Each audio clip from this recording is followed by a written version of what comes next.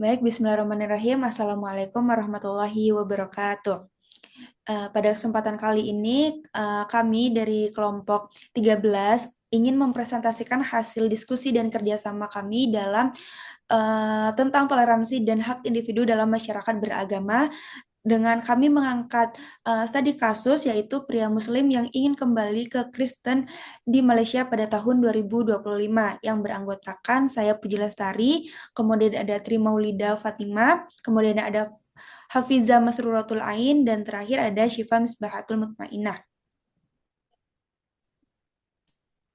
Selanjutnya ada latar belakang bermula pada penolakan pengadilan Malaysia terhadap permohonan seorang pria untuk kembali ke agama Kristen pada 16 Mei 2025 menyoroti persoalan kebebasan beragama dalam sistem hukum ganda negara tersebut, di mana pria tersebut masuk Islam pada 2010 untuk menikahi wanita Muslim. Tetapi pada 2015, pria tersebut menceraikan dan ingin meninggalkan agama Islam dan masuk kembali ke agama Kristen.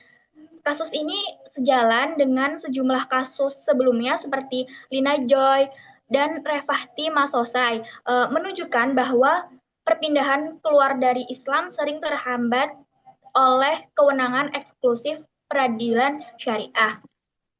Isu ini relevan dengan teori pluralisme yang menekankan pengakuan terhadap keragaman keyakinan serta kebebasan individu untuk menentukan agama yang diyakininya. Dalam perspektif Islam sendiri, pluralisme dipandang sebagai bagian dari kehendak Tuhan, sebagaimana ditegaskan dalam Quran Surat Al-Baqarah ayat 256. Karena itu, kasus ini menjadi contoh bagaimana prinsip pluralisme diuji dalam praktik ketika nilai keberagaman berhadapan dengan batasan hukum dan struktur sosial. Lanjut.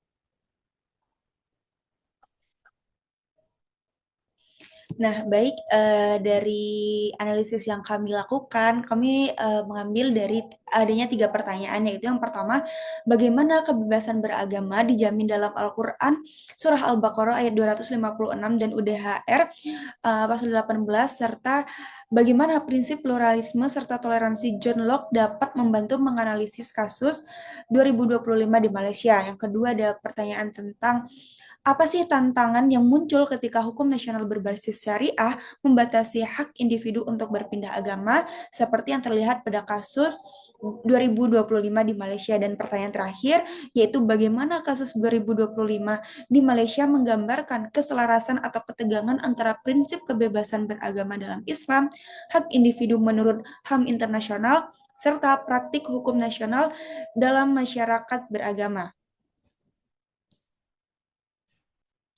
Jadi pada pertanyaan pertama itu kami memberitahukan bahwa John Locke ini percaya bahwa manusia memiliki hak-hak dasar yang melekat, termasuk untuk hidup, kebebasan, kepemilikan, serta tidak ada yang boleh merebut hak tersebut. Istilah lain yang juga digunakan adalah pemisahan antara negara dan juga gereja, yang dimana artinya negara ini tidak boleh memiliki kewenangan untuk mencampuri urusan keagamaan warga negaranya. Sementara gereja juga tidak boleh memaksakan kepercayaan atau ajarannya kepada warga negara dengan menggunakan kekuasaan negara. Kemudian ada prinsip dari kebebasan beragama menurut HAM internasional pasal 18 yang berbunyi UDHR pasal 18 menjamin hak setiap orang untuk berpikir, berkeyakinan, dan beragama, termasuk kebebasan mengganti agama atau kepercayaan, dan untuk menampilkannya dalam ibadah, pengajaran, praktik, dan pengamatan, baik itu secara pribadi ataupun bersama, dan juga baik di publik ataupun dalam privat. HAM internasional juga menekankan kepada kita bahwa kebebasan ini bersifat universal untuk semua agama maupun kepercayaan sekalipun non-teistik ataupun ateistik. Nah, lalu bagaimana dalam Al-Quran surah Al-Baqarah ayat 256 ini yang artinya tidak ada paksaan dalam menganut agama. Sungguh telah jelas jalan yang benar dari jalan yang sesat. Siapa yang ingkar kepada Tauhid dan beriman kepada Allah, sungguh telah berpegang teguh pada tali yang sangat kuat yang tidak akan putus. Allah Maha mendengar lagi Maha mengetahui. Dari Al-Quran ini, seorang ustadz mengkaji bahwa dalam ayat tersebut mengandung makna bahwa Islam tidak pernah memaksa, tetapi berupaya untuk membangun kesadaran kolektif bahwa keragaman adalah sunatullah. Keanekaragaman ini juga membuat manusia menjadi bagian dari rencana Allah untuk menciptakan harmoni di tengah perbedaan. Dan yang kedua yaitu mengatakan bahwa dakwah juga mengajak umat untuk memperkuat komitmen dalam berpegang teguh pada ajaran Islam secara utuh.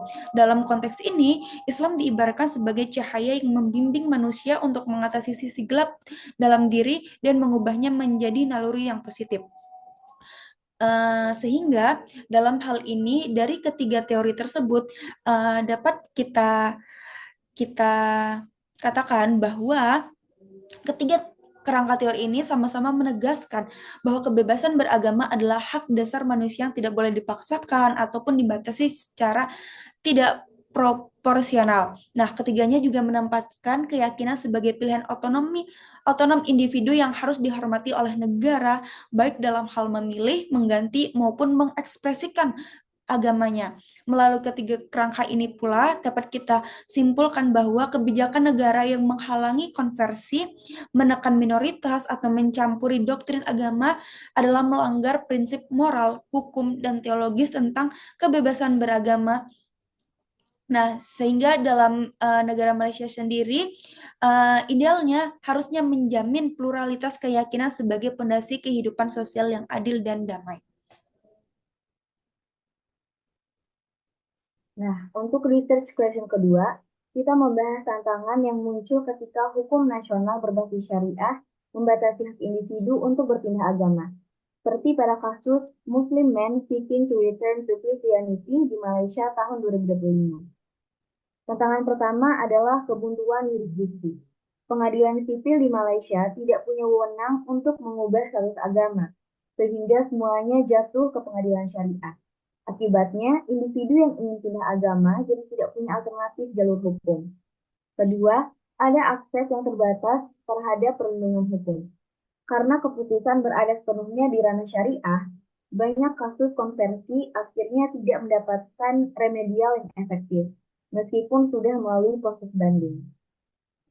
Ketiga, pembatasan ini juga bertentangan dengan prinsip kebebasan beragama yang diakui secara internasional, khususnya hak seseorang untuk mengganti keyakinan tanpa paksaan.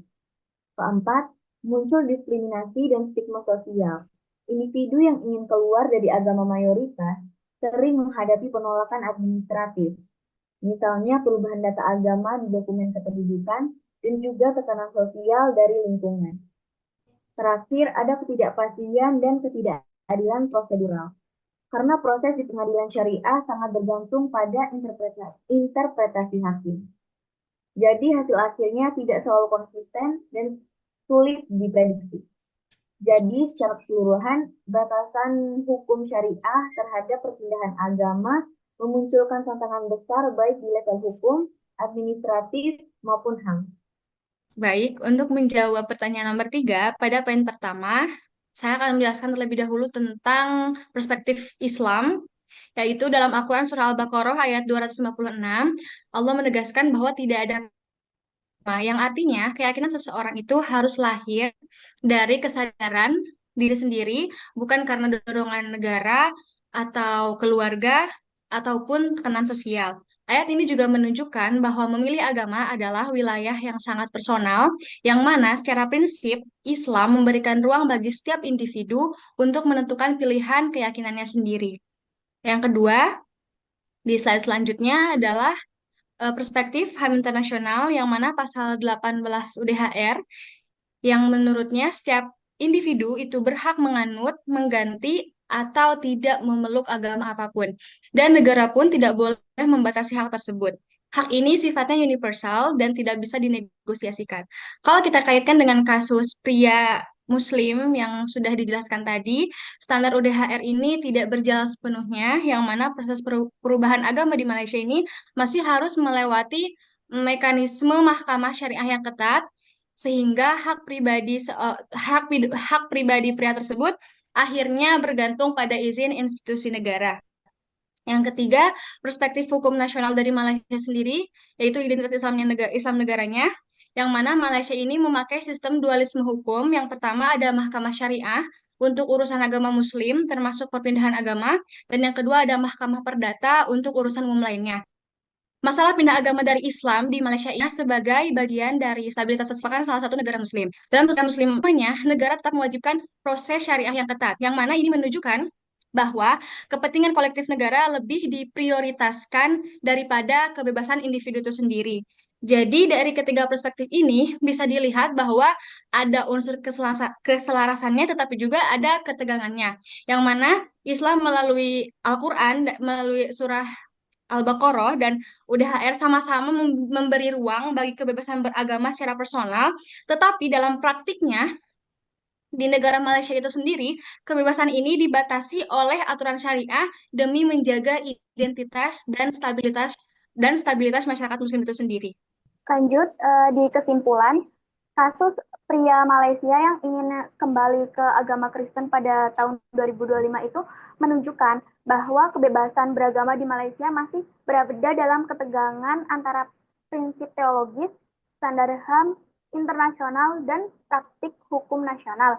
Dari sisi ajaran Islam juga ada di Quran Surat Al-Baqarah ayat 20-25 menegaskan bahwa tidak boleh ada paksaan dalam beragama, serta dalam UDHR 18 juga sudah disebutkan. Namun dalam praktiknya, sistem hukum ganda Malaysia ini masih menempatkan urusan keluar dari Islam di bawah yurisdiksi eksklusif peradilan syariah, membatasi realisasi hak tersebut. Nah, kasus ini memperlihatkan bahwa hak individu untuk berpindah agama sering berhadapan dengan regulasi negara yang mengutamakan identitas Islam dan stabilitas sosial.